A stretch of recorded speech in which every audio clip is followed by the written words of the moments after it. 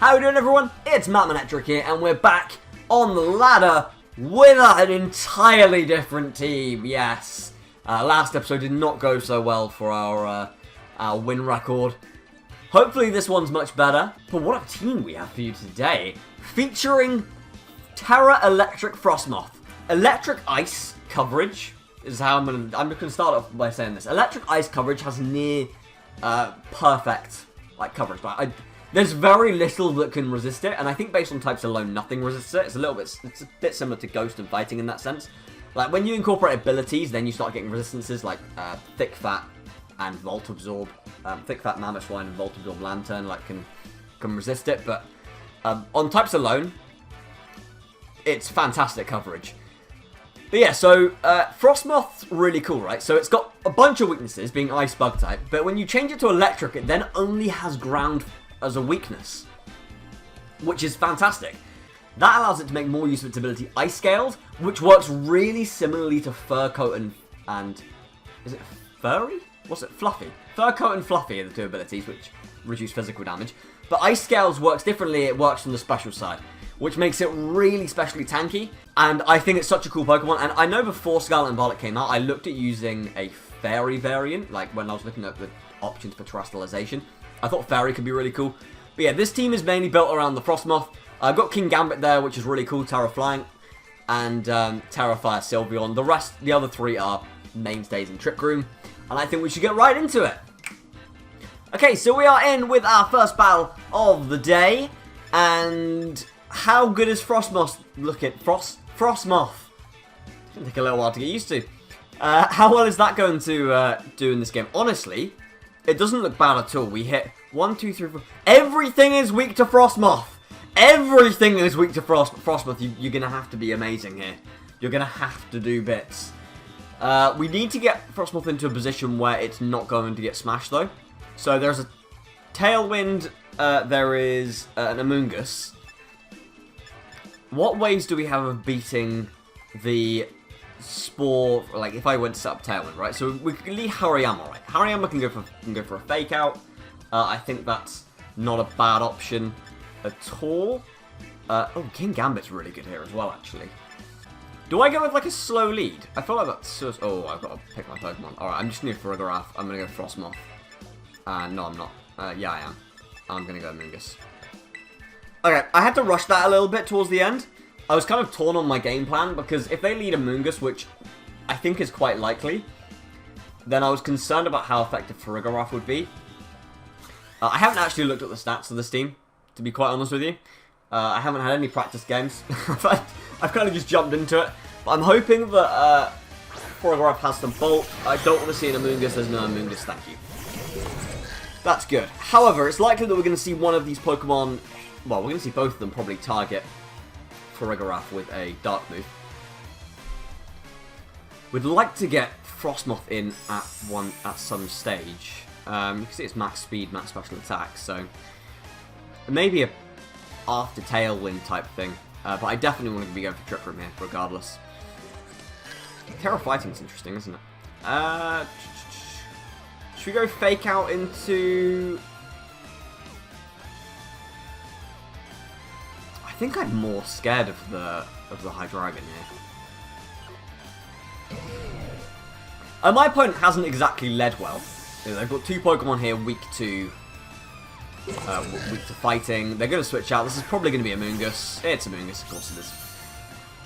Of course it is. And we can go for a Fake Out here into the Hariyama. Into the Hydreigon. But this leaves my opponent super vulnerable, right? They can't go for a Spore into Hariyama. I can switch out my Farigiraf and just bring in Amoonguss, which obviously can't be Spored. We can... The thing is, the question is, right, do we want to go for a close combat here, or do we want to go for a knockoff? I think I'm just going to click close combat into Hydreigon. Like, I think off the top of my head, when you take the same type of attack bonus into account, I think close combat will do roughly, or it will do a similar amount. Although knockoff would remove a berry, and knockoff will also give us information about the item. But then you've got Regenerator anyway. And if I go for knockoff this turn, then I can switch out and then just go for a Spore on the next turn. So, yeah, I think we'll go. I think we'll just go ahead and do that, shall we? So Froggeraf comes out, will bring in Amoongus to take a Lightning Spore.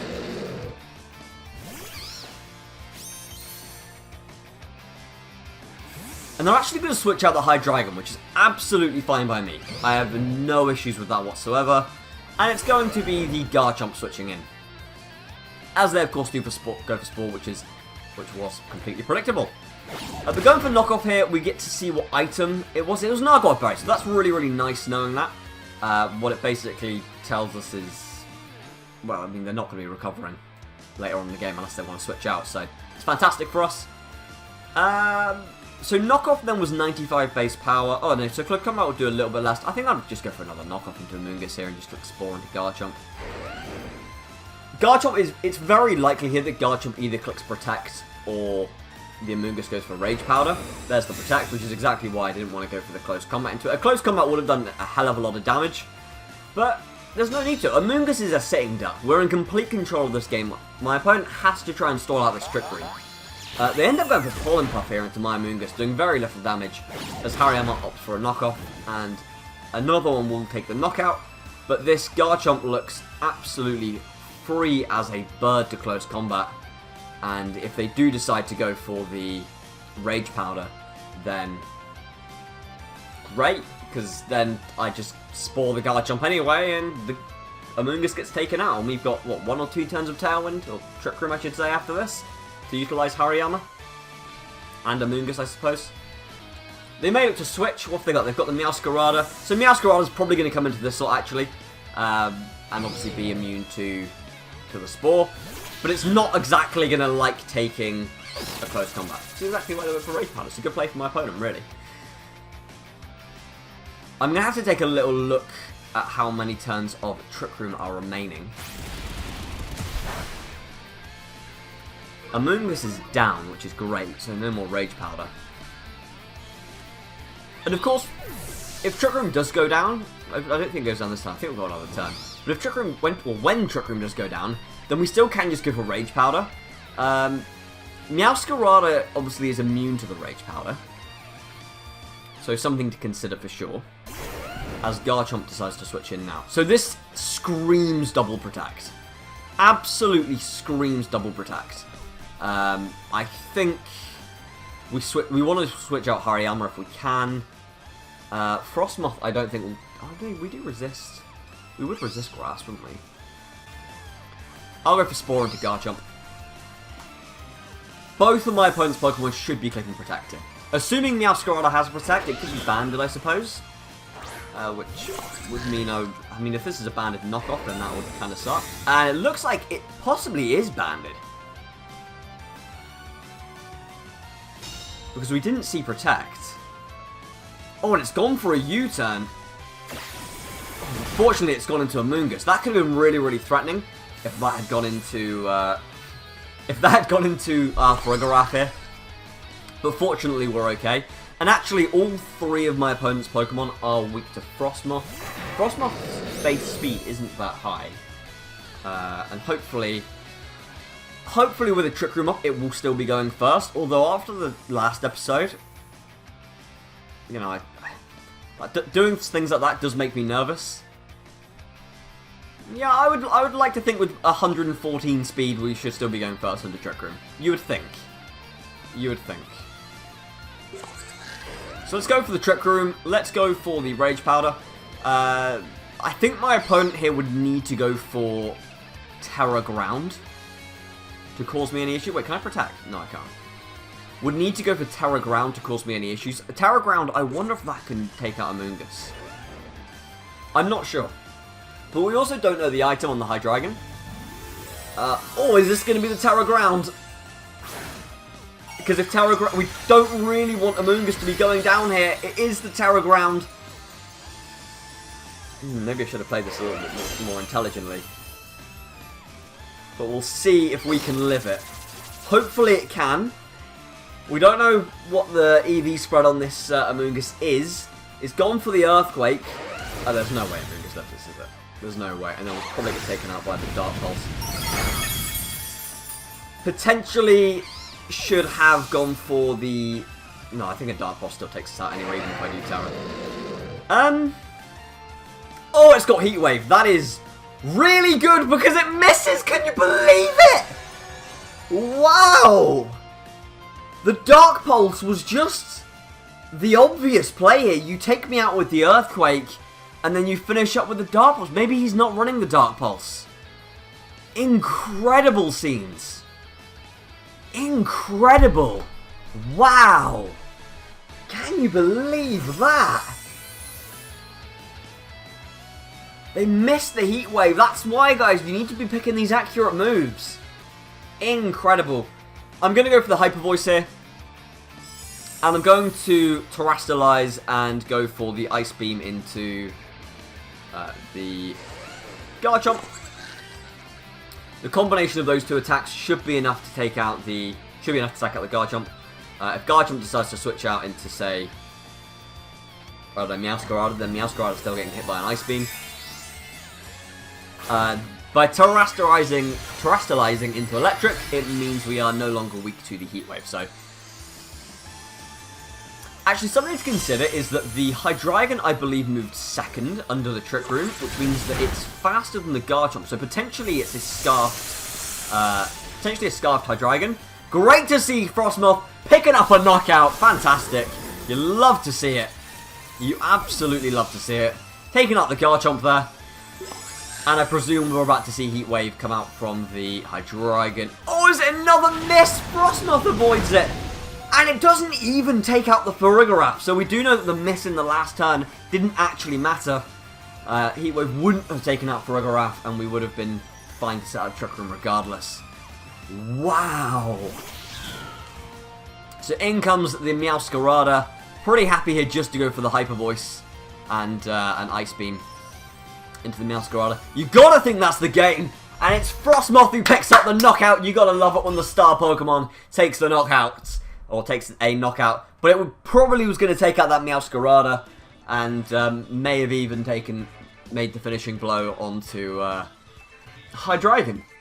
Part of me does think that might have been a Scarf Hydreigon there. Okay, so we've got game number 2 here. It's Glamora, Murkrow, Tinkaton, Dragapult, Rotom, and Pincurchin. Almost forgot what it was called then. Super unique team. Very much looking forward to this. Very fast team, I should add. Other than the Pincurchin, which is of course like base 15 speed. So that might be there as like something to help deal with Torkoal or something. I'm not really sure. What do we like here? We really like the King Gambit. King Gambit's super, super nice. Hits a lot of these Pokemon for a lot of damage. Especially, what have we got? We've got Iron Head for the Glamora. We've got Sucker Punch on Dragapult. So that's really, really cool. I actually quite like Frosmoth here as well.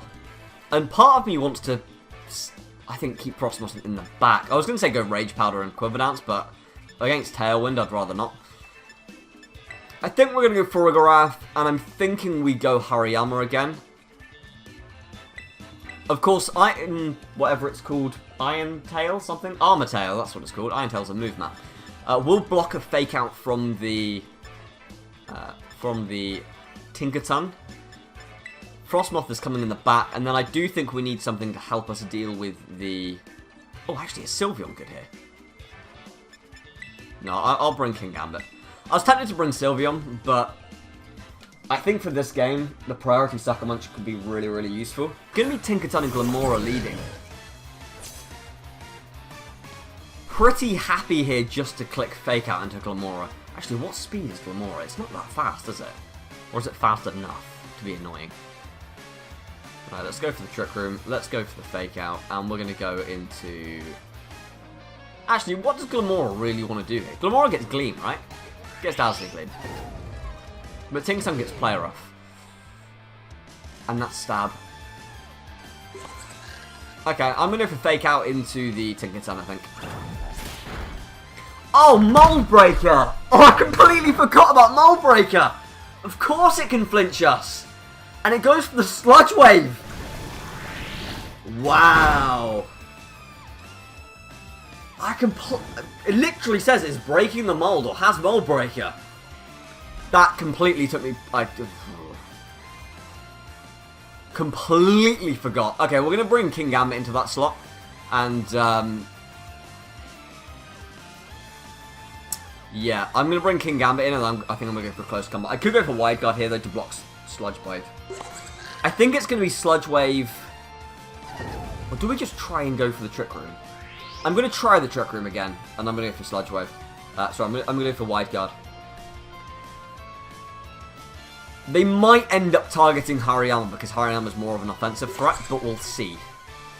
It's a little bit of a risk. I just played this game really badly. That first turn went horrendously. It didn't need to go that badly. I could have literally just gone fake out into... There's the Gigaton Hammer. They have gone Hariyama. I could have just gone fake out into Glamora, but I didn't. So that was dumb of me. But we go for the Wide Guard. Glamora goes for the Sludge Wave. Of course, is blocked by the Wide Guard, and we still do get our Trick Room up, which is very, very important. But yeah, that was troublesome, shall we say. We can bring in King Gambit, though. And Tinkaton is not going to be able to go for the Gigaton Hammer this turn. So do I want a Psychic, do I want a Hyper Voice, or do I just switch into Frosmoth? I mean, that's pretty ballsy. But I could just then just go Terra Blast Electric into the Tinkaton or something similar. Or I stay in and go for a Psychic. Or is targeting the Glamora way too obvious here? Maybe it is. I think it probably is too obvious, and I can see them switching straight out into Rotom. So, I'm going to go for Hyper Voice to get a bit of chip on the Rotom, and I'm going to go for the Iron Head into Tinkaton. I could definitely see Glamora switching out. It's actually going to be the Tinkaton switching out, which is not something I necessarily expected, and it's going to be the Pincurchin switching in. Electric Seed. I don't believe Oh, Spiky Shield, interesting. I don't believe Pincurchin gets Rising Voltage anymore, which is obviously great for me. And we are Assault Vest, so we should take hits pretty nicely. And that Iron Head has actually just put the Pincurchin in range of a Hyper Voice. So maybe they can't go... The Pincurchin can't go for priority moves, because that definitely doesn't have Mold Breaker, which is great for us. I think I'm pretty free here just to click Iron Head into the Glamora slot. This might be Rotom switching in. No, this is going to be Tinkaton. Very, very interesting.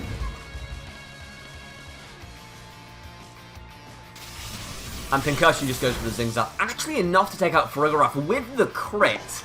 I couldn't tell you if that crit mattered, because we are seeing Pokemon that I really haven't seen much of before. Iron Head doing big damage. And we're really in a bit of a difficult situation now.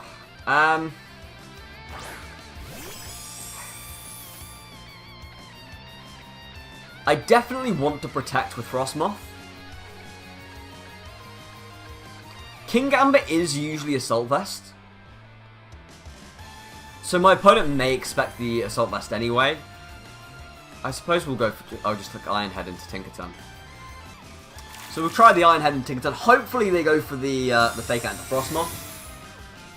Maybe, like, Fear of the Unknown. Oh, they do! Oh, wow. Okay. Maybe there's a chance here. They go for the Zingzak into King Gambit. Doesn't do nearly enough damage. King Gambit fires back with the Iron Head, taking out the Tinkaton. And honestly, this leaves us in a great position, because Frostlass can Terra Electric, and with Terra Blast, we can take advantage of my opponent's electric terrain. It will be super interesting to see what switches in, though. Because it might be Rotom, which obviously will want to go for the fire move into... Oh no, Glamora. Wait, have we only seen... in this situation, I'm going to Terrestrialize, and I'm going to go for a Quiver Dance. That's going to allow me to get a special defense boost to take whatever the Glamora wants to throw at us. And I'm just going to go for a Sucker Punch into the Pincurchin. It's pretty obvious, but my opponent has made somewhat obvious plays, like going for the Protect on Glamora earlier on. I mean, the switch out was a little bit odd with Tinkaton, but it made sense when they expected the Iron Head. So they are doing the obvious thing here. So based on the way my opponent's playing, I like the idea of just going for Quiver Dance to take the... I presume it's going to be a Power Gem. I don't really know what else Glamora gets. I've not looked into it that deeply. Oh, he's Spiky Shields! That's massive! So, King Gambit gets off the Sucker Punch. It doesn't take out the Pincurchin, incredibly. As he goes for the Zing Zap, and Frosmoth is able to get off that Quiver Dance, I think we just go Terra Blast into Glamora, right? And Katal Cleave into Pincurchin. I think that makes a lot of sense. He may end up going Protect Pincurchin, actually. That's perfectly valid. But if I can remove the Pincurchin from play, that would be great. Ice Scales could be huge for us here, because my opponent... I'm fairly certain my opponent has Rotom in the back. Just based off looking at the team, my team, and what's good against it on my opponent's team. I'm pretty sure it's Rotom in the back. So having Ice Scales is reducing the special attack is pretty big. Oh, Sucker Punch comes out against Frosmoth here. We do take the hit. Obviously, the Ice Scale's not affecting that because it's a physical move. But we go for the Terra Blast. It's Stab. It's +1 thanks to Quiver Dance. And it's Electric Terrain boosted. And Katal Cleave should be able to finish off this Pincurchin. But Frosmoth putting in so much work across these two games. And we have brought this down to a 2v1 outside of Trick Room with... and unfortunately Electric Terrain's gone. So I simply just go for Ice Beam plus Sucker Punch here. And as far as I'm aware, that should be the game. There's no way Frosmoth actually takes out... Oh, this is interesting. There's no way Frosmoth actually takes out the Dragapult. Outspeeds the Dragapult, sorry. When we're at +1. We actually see Fire-type Dragapult. Dragapult's another Pokemon that you don't see hugely... that isn't hugely common. But Kingambit does get the Sucker Punch off, which is a 2-hit KO. It's going for the Terra Blast. And that looks like it's going into Frosmoth. Frosmoth not going to live that. Probably is. I mean, if that was special, I would have expected to take that, to be honest. Is it Life Orb or something? Maybe it's Specs Flamethrower? Or Specs Terra Blast? No, it would be physical. It would be physical, because if it was special, you'd be using Flamethrower. But with Sucker Punch, we should have this game in the bag. Goes for the Protect. Oh, no, I hate these matchups, because these are like... If I'm my opponent here, I would go for Protect again, to try and stall out the Sucker Punches. But we'll see what he does. We'll see if my opponent is... You know... I used to play a lot of singles back in the day, so I'm very much used to playing these... oh, he does go for Protect again. I'm very much used to playing these 1v1s. With Sucker Punch versus a status move. We have 4 Sucker Punches left. Dragapult goes Protect again. So my opponent might think I'm out of Sucker Punch TMs now, so they'll go for Protect again. We're gonna go for it again. Right? So, next turn isn't a guaranteed Protect. Ah! We got my opponent there! We caught him out! We went for the Sucker Punch again. In that situation, by the way, if you are the Sucker Punch user, just spam Sucker Punch. Just keep using it. Eventually they will fold, as my opponent did there. What a great game, though. Really came down to those mind games at the end. And that's that for today's battles. This is such a fun team. Honestly, Frosmoth took some really, really key knockouts. I think for me personally, I saw that Frosmoth was built with a lot of speed in mind, and I'm not necessarily sure that's necessary. Like the team is so Trick Room based, right? And Frosmoth is slow enough as it is. I just don't really see the point in running Quiver Dance. I don't know whether or not it's kind of being used like Calm Mind, but I just don't really see the point of it. Maybe there is a specific matchup where it's really, really useful. To make better use of Ice Scales, I'd really like to see more bulk in Frosmoth, to be honest. A lot more HP. And that way it can just use its Fire, Stab, Ice, Stab, Electric. And then you can have another coverage, right? Like, I don't know, if there's a particular thing that this team struggles with, you can have that third coverage move be used for that. Or, another option would be to give it Wide Guard. I'm pretty sure Frosmoth gets it. Remove Wide Guard off Hariyama. And then Hariyama you could give like Bullet Punch and make it like Terra Steel. Because you got King Gambit. No, King Gambit's Terra Flying. Yeah, so you could give Hariyama a Terra Steel to give you another Steel type. And that gives you extra priority in the team, because you've only got... you've got Quick Attack and you've got Sucker Punch, I suppose, which is good, but more priority doesn't hurt. And especially with the Guts boost and Stab, like, it does so much. I've used it quite a bit already. like in my own time. So that's maybe where I would like tweak the team a little bit, but frankly I love it and I think you need to go give it a go. So use the code, or the export is below in the description as well if you want to use it on Showdown. I will see you for the next episode. I hope you enjoyed. Remember to smash like and subscribe.